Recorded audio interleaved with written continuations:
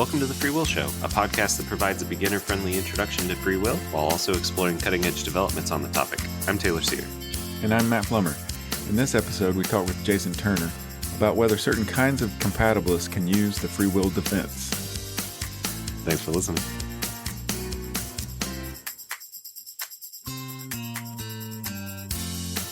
I'm happy to introduce Jason Turner, professor of philosophy at the University of Arizona. Jason's research is mostly in metaphysics and philosophical logic, but if you have a look at his CV, you'll find that he's interested in many areas of philosophy. He's the author of a book called The Facts in Logical Space, a Tractarian Ontology, published by Oxford University Press in 2016. And among his many articles, he's the author of Compatibilism and the Free Will Defense, published by Faith and Philosophy in 2013. And we've invited him to join us to talk about this topic today.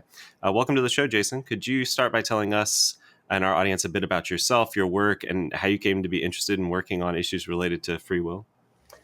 Yeah, of course. I guess I'm a bit of a dabbler. Free will is really what I first cut my teeth on philosophically when I was really even an undergraduate. I got really excited, really interested in issues about free will.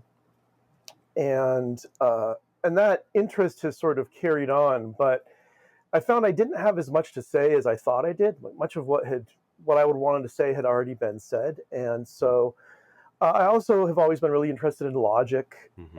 In fact, at one point I wanted to be a logician, and all of my advisors said, "Don't. There's no jobs for logicians. Do metaphysics instead. It's like being a logician, but you get to think about a few other things too."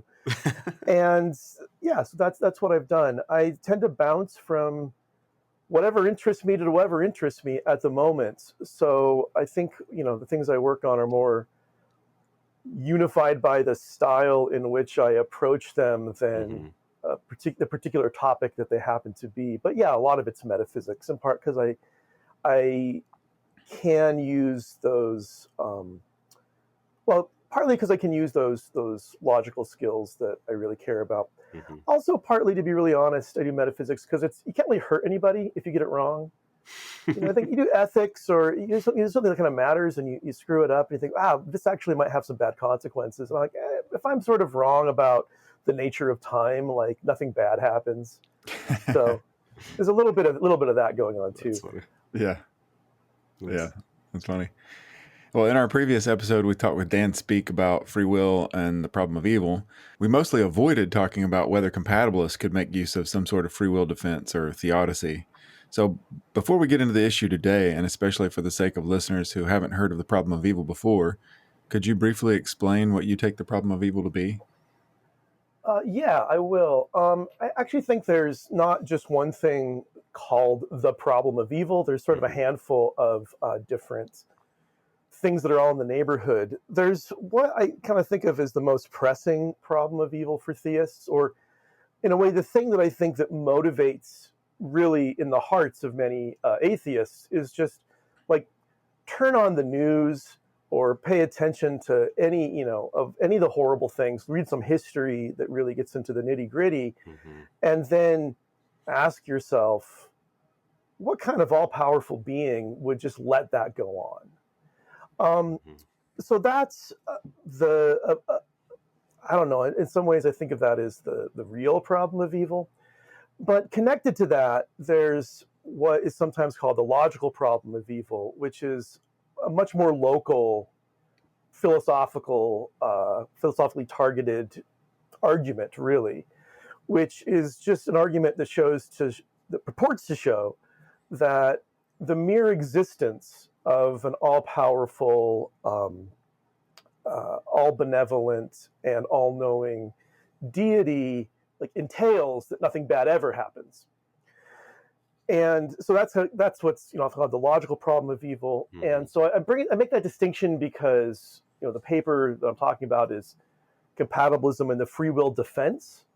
And when Planck first gave that free will defense that he was giving, it was that more narrow, just strictly kind of logical argument that he was really attacking or trying to respond to. Now, you might then and the response, of course, has to do with free will. Now, once you've done that, you might think that a theist who wants to answer that more general big problem of like, wow, why is God letting things get this bad, Mm-hmm. will incorporate a bunch of stuff about free will into that story. But they'll probably be more involved than just that, just because Right. it's one thing to say, like, here's why God would allow somebody to stub a toe. It's another thing to say, here's why God would allow genocide, Right. and so I want to be clear that I think when I'm talking about the free will defense, I don't think I'm giving you anything that says, oh yeah, and here's why God would allow any sort of horrible thing whatsoever that we might come up with to Mm-hmm. happen. It's rather, how could it even be consistent logically for there to be any evil at all Mm-hmm. in the presence of a all-knowing, all-powerful, all benevolent deity? Mm-hmm. Well, I was just going to ask about this. You've already started to say something about this technical term of the free will defense and the way that Plantinga developed it. For a lot of theists, a natural response to especially to the logical problem of evil, but to this general problem that you mentioned too, has to do with the value of free will. So we're going to talk about what you've written about a compatibilist version of this free will defense, but could you say a little bit about what the free will defense exactly is, and then why so many philosophers have thought that it requires incompatibilism? Yeah, of course. Yeah, so let's start. I'm going to start with, I think, Plantinga's free will defense. So Plantinga he's working with this idea called Molinism, and the idea has a lot of different parts, and I won't go into all of them. But one of them is that there are just sort of facts about um, what somebody would freely do if they were put in a situation, and that those facts are they're just sort of baked into the the world when sort of God opens the divine eyes on the first day before creation and just says, "Huh, what would happen if I put Jason in this circumstance?" And there's a fact about what he and then I didn't make him do anything. I let him do what he wanted to. Let him act freely. What would he Mm-hmm. do? It's a fact about what that would be. Mm-hmm. And this fact is not up to God in any way, shape, or form. So this means there's a lot of different possible worlds where God opens the divine eyes and is dealt sort of a different list of counterfactuals about how any possible being would act if put in certain circumstances. And then so the thought is God would have to then look at the list of con- these kind of counterfactuals and see what's the best world I can make, like if this world is going to have any free creatures in it. Mm-hmm. Of course, one option God always has is make a world without any free creatures in it. But part of the thought behind the free will defense is that it's actually really, really good. It's a huge value for there to be creatures that have free will, that have that's required for them to have meaningful relationship, a meaningful relationship with divinity. That's often part of the package. Mm-hmm. And so if God takes that into account when making all of these calculations about like what kind of initial conditions should I make for this world? How should I start things out? It's going to be, I want to have some, it's going to be, if I have free creatures, what's the best I can do? And the best might involve some evil. There might just be God might be dealt a hand of these conditionals where there's no way for God to sort of set things up where people both act freely and rightly all the Mm-hmm. time. Right. And then God might say, okay, well, looking at that, what if I didn't make free creatures? Well, the loss of the value of free will actually be worse than if I made the free creatures and there was some badness in there, but they have all this freedom that kind of counterbalances it. So the best I can do is to make a world with free creatures where some evil happens. Mm-hmm. And that's just meant to show the logical consistency between those. And then not everyone's a Molinist. The kind of main alternative is open theism. And there, um, when God asks, what would Jason do if I put him in this circumstance? There's just no fact of the matter. God doesn't know it because there's nothing to know. Mm-hmm. And in that case, God just says, well, I think it's really good to have free creatures. I don't know what's going to happen if I do that, but there's going to be a risk that some of them act badly, and so I'm going to set things up and let that happen. And because it's better that there's free creatures than not. That's, in some versions of this, that's God's whole point of even making the creation, is to have some free creatures to have relationships with. So I hope that addresses the first part, kind of what I take the landscape to be. Yeah. And then there's the question about why do philosophers think that it has to require the truth of incompatibilism? And as I understand it, it looks like what's going on is there's got to be some sense in which God can't both get the goods of free creatures and of them acting rightly all the time. Like, not that it's metaphysically impossible. If God had gotten lucky and opened the divine eyes on the Plantinga model, on the Molinist model, and had been dealt all the right conditionals, then everybody would have acted freely. But that's not in God's power, because those are conditionals of freedom. They're in our power in some sense. So the thought is, well, compatibilism, God could just make a deterministic world and determine us all to act freely, but do it in a way where we all meet whatever conditions the compatibilists say are enough to count as acting freely. And so God could get all of the goods of free creatures while also not allowing any evil. So if the kind of value of free will was satisfied by having creatures that met the kind of conditions, goes the thought, the compatibilists say are enough for free will, then it looks like, what's the problem? The original argument seems right. It seems like God should be able to should have made a world where nothing evil ever happens, despite us having free will. Yeah. That makes sense. Yeah, but you argue that compatibilists of a certain stripe can run a version of the free will defense. And in your paper, you start by describing a case of manipulation that's come up on this podcast before, namely Al Mealy's case of the goddess Diana and her victim, which features in the zygote argument. So could you briefly recap the case and then the zygote argument? Yeah, so the case is, without going into excruciating detail, there's two possible worlds. And in world one, there's this goddess Diana, and she wants some particular thing to come about. I don't remember exactly what Mealy has it, so we'll have it that she wants someone to be murdered.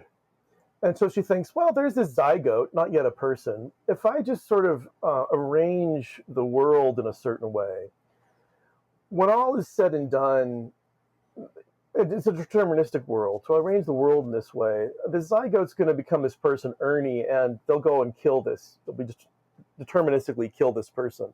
But, they'll do it in a way that Ernie meets all the requirements for that the compatibilists think are there for free will, whatever they might think they are. Now, in the other possible world, there's no goddess Diana. There's just so let T be the moment after Diana's fiddled with the world to set everything up so that it will unfold in this way. And T in this other world is like is a molecule for molecule duplicate of Diana's world. There's just no Diana. Just everything just naturally kind of developed till it got to that point. And then you just run the two worlds. They go the same way, right? Ernie commits the murder in both worlds. Now the argument, it's a problem for compatibilism, or it poses a problem for compatibilism, because Ernie is sort of almost by definition free according to the compatibilist. But there's just sort of real intuitive push to say that the Ernie counterpart in Diana's world, who commits the murder, was manipulated and therefore not free.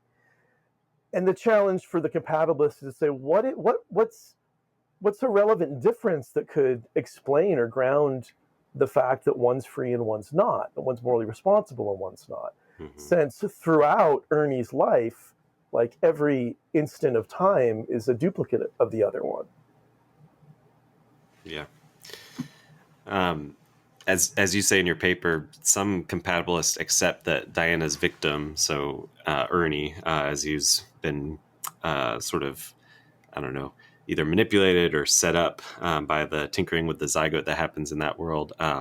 Some compatibilists accept that he's free and responsible, but it's open to compatibilists, you say, not to take this hardline approach and instead to try to point to some relevant difference between Ernie and then the non-manipulated but exactly the same Ernie in the other world. Some people call him Bernie. I think in your paper you have different names like Anna and Betty. I probably do. I have such a bad memory for the details of these kind of cases that it changes all the time. Yeah. No, and if you read a bunch of papers on manipulation, you'll find slightly different names throughout them. So that's totally normal. But anyway, you say in particular that some compatibilists, historical compatibilists, might be able to make this sort of soft line move. Could you say a bit about what historical compatibilism is and how a historical compatibilist might argue that there's a relevant difference between the two Ernies or Ernie and Bernie? Yeah, I can, and I want to be very careful here.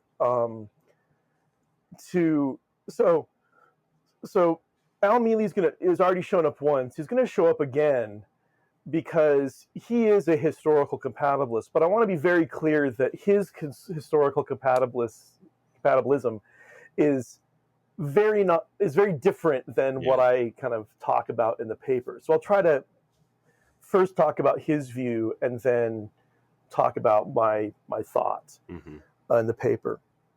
Now, so the first thought that we want to start out with, and we'll forget about free will for a second, is just this idea of historical properties and the way that certain features of things might depend on their history. So one sort of straightforward example is a genuine painting versus a forged painting. So even if I had a molecule for molecule duplicate of the Mona Lisa, including the backing, everything about it, that was, I don't know, put together by some absolutely genius forger, it still wouldn't be the genuine Mona Lisa. Because you can't be the genuine Mona Lisa unless you have a certain history. You have to have a history of having been, painted by Leonardo. So my, molecule for molecule duplicate, even though no matter how hard you try, you won't be able to tell which one's the genuine article and which one's the forgery. One's a forgery. So that's just the idea of kind of a historical property. And Mealy actually defends in not for the zygote argument, but in other cases of manipulation, a sort of historical compatibilism, or when he defends his compatibilism, he famously tries to play both sides of the fence in a way. But when he's got his compatibilist hat on, and he defends a kind of historical compatibilism, where the very rough idea, and the rough idea is all we need, is in order to be free, the history of your action has to have come about like in a way that you would have endorsed. So there's other kinds of manipulation cases. I'm sure you've talked about lots of these on the podcast where, somebody in the middle of the night comes and implants a little device in my head and makes it so that I will do blah, blah, blah, but I still meet whatever synchronic or right now conditions the compatibilist says I need to meet to count as free. We still don't think that person's free. And the rough idea behind Mealy's response here is, even though you met all those syncrotic conditions, you don't want to be doing things just because somebody put a device in your head. Right? So it doesn't count as free. And that's a kind of historical compatibilism, right? The history of my action has bearing on whether or not I'm morally responsible for it, whether or not I'm free. But it's also a subjective kind of historical compatibilism. Whether or not somebody counts as free is subjective in the sense that it's how they themselves and their attitudes relate to that history, right? Is this the kind of history that is this the kind of causal etiology of action that I'm like, yeah, that's okay? Or is it the kind of like, no, I don't want to have my strings pulled in that way? So that's a version of this. So I was thinking, and I still do think, although I will cop to being less, having been talked maybe out of it a little bit, but there's room for the compatibilists to take a more objective approach. To say, no, it's not a matter of what kinds of things am I happy with or are you happy with that would determine whether or not a certain history of action is enough to rule out its being morally responsible. But there's some objective facts, like certain actions, histories, just make them unfree, regardless of whether or not the agent has any attitudes about it. The reason that this, I think, matters a bit for the zygote argument is because if you just have that subjective version of the historical compatibilism, then Diana can just set things up so that Ernie he never cares whether or not his actions were like set up by a divine being like before he was born. Mm-hmm. And then so that kind of historical response doesn't go through.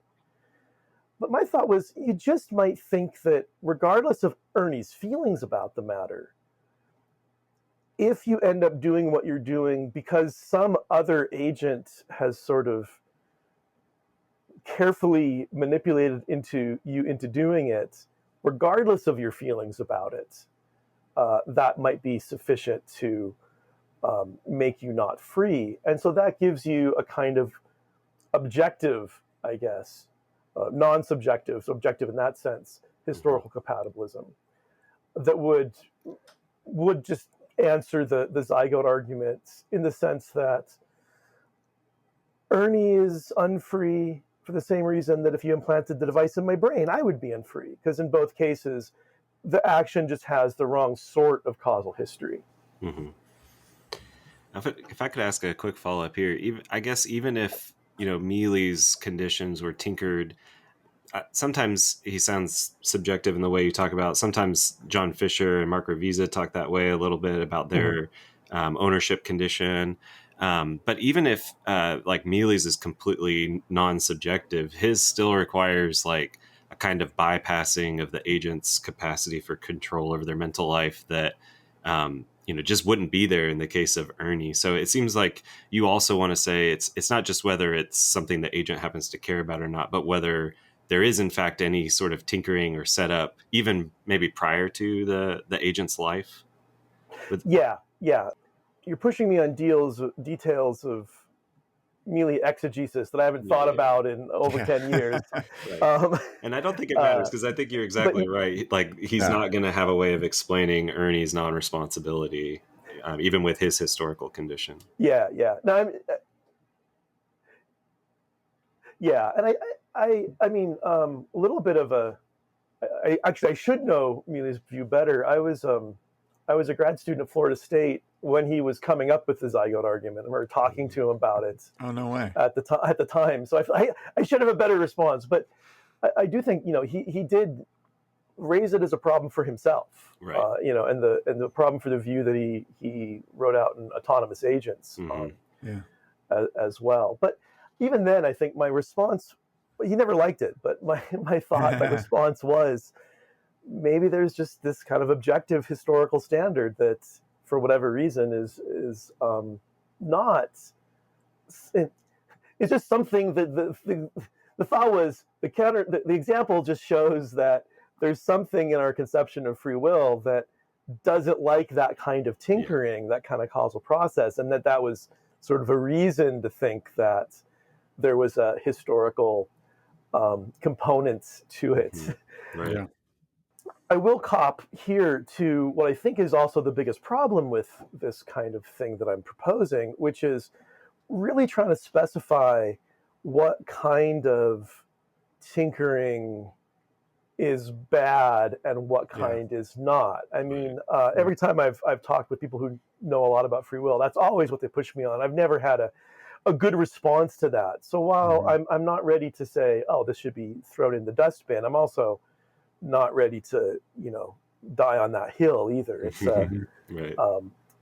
That is a tough it's a way to question. go. All right, so we've talked about historical compatibilism. You've got another term you call independent compatibilism or independent compatibilists. So this is a different sort who you think can use the free will defense. So how does this work, and who are these independent compatibilists? Good. So I was thinking that the independent compatibilist, who is someone I just made up, I don't know that there's anybody who endorses this in print, was somebody who was a kind of historical compatibilist who endorsed a certain historical condition. It's just one kind of necessary condition on actions being free, and it was that and this is exactly where people are going to say, what exactly does that mean? And I'm not going to have anything super smart to say in response. But the intuitive idea wasn't the result of some other intentional agents tinkering in order to get them to do that. So that's what the independence is just supposed to highlight, this thought that it's independent of some prior other agents' mental states, Right. And again, there's obviously lots of cases where there are other agents' mental states, and that's totally fine. If I try to talk my children into making a good choice and I succeed, I've got prior mental states. So I'm flagging that as the big promissory note that I do not know how to cash. But that's the basic idea, is that there's a condition of that sort somehow or other, and at least the Diana sort of setup is a case where that condition is not met, whatever it actually is. So that was the first thought. And then the second thought is just now go back to why the incompatibilists thought, or why philosophers generally have thought, that the free will defense requires incompatibilism. Well, the thought was, hey, if God wants free creatures who act rightly all the time, then God can just get the goods by making creatures that meet compatibilist conditions that act rightly all the time. But if that's the case, then imagine God doing that. You might think, well, but now God is just acting like Diana, except instead of a murder, it's doing good. But if that Diana sort of setting things up in advance to get a desired outcome is freedom robbing, then God setting things up in advance to get a desired outcome could be freedom robbing as well. So how would this play out, right? Imagine God says, I want to make a deterministic universe, he says at the very beginning of creation. He says, what kind of universe? I want it to have free creatures. And then he starts thinking, wow, if I have free creatures, I'm not going to be able to take into consideration, use the way they will act as a basis for the way I set things up. Because if I did, then they wouldn't be free creatures after all. That would be inconsistent with their freedom. So I'm going to have to use some other way of deciding how to provide laws and initial conditions for my deterministic universe, and then let the chips fall where they may. Not that I don't know, I'm God, I'm omniscient and all that, but even though I do know, I can't use that as a basis for my deliberation, because that makes them unfree and that robs what I'm trying to do. So it's sort of like I have to bracket that off, I have to pretend I don't know it, I have to forget it to make these decisions. So that kind of, but once you're at that point, then the rest of the free will defense is going to go along probably not the way the Molinist would have it, but the way that the open theist would have it, right? God will have to do something to get things started. But in the paper I go through some kind of scientific theories, or God could say, I'm going to make like a Bohmian mechanics universe, and that I specify a wave function, and then I have to also specify the exact initial conditions. If I pick the exact initial conditions, like I can only do that by knowing exactly how things will go. But if I just say the wave function, that just gives me like, it's like a good way to think about it is imagine a wave function is just like a wave pool where there's lots of different ripples going in all sorts of different directions. And you've got a ping pong ball that you can throw onto the wave pool, and then it will like get pushed in different directions as the wave pool waves. And like where it lands first, like depends where it goes next. And then by creating a universe, what you're doing is both like making the wave pool, which is the wave function, and throwing a ping pong ball into it, which is actually creating the initial conditions. And it's deterministic. So wherever the ball lands, it will have a certain trajectory. So like, oh, wow, that part of the pool over there, that's the part where the Holocaust is. If the ping pong ball lands at this point, there's going to be a Holocaust. But what God can do is pick a wave function, and then he can know, well, if the ball lands here, there, this will happen. And if the ball lands over here, this other thing will happen. And God can say, and I can just, and so you can kind of get probabilities out of that. So God can be like, well, divide it into 4 bits. It's equally, if I throw a ball at random, it's equally likely that the ping pong ball will end up in any of these 4 bits. Look at sort of how many spots in this quarter end up with the Holocaust, how many spots in this quarter end up with the Holocaust, and so on. And get kind of, what's the probability of a Holocaust if I make a wave function like this? So God can do all of that stuff, which is kind of like what an open theist might be able to do. And then they kind of close the divine eyes and throw the ping pong balls. Let there be some initial conditions, I care not what. And then it's a matter of, in a sense, probabilities from there. So I know it's a little bit abstract, but that's just to give a kind of model of the way that it might work where God could actually, like, I have all this philosophical, all this philosophical stuff about why you could have a free will defense, but there's also a question like the mechanics of it. Like, how would God actually do that? How would God actually manage to make anything while ignoring how determined creatures are going to act? So that's one way to kind of go about it. I'm not saying it has to be that way, but just a kind of proof of concept, if you will. Right. Yeah. Almost like a just so story. Here's one way it could go. Yeah, absolutely. Nothing more than a just so story, but just to show that it's like not inconceivable. Right. Yeah. Well, we noted earlier, and you've already started answering this, but it seems like accepting compatibilism opens up the theist to the possibility that God could have determined everyone to always act rightly, and still, they could have had their free will without bringing about any evil or suffering.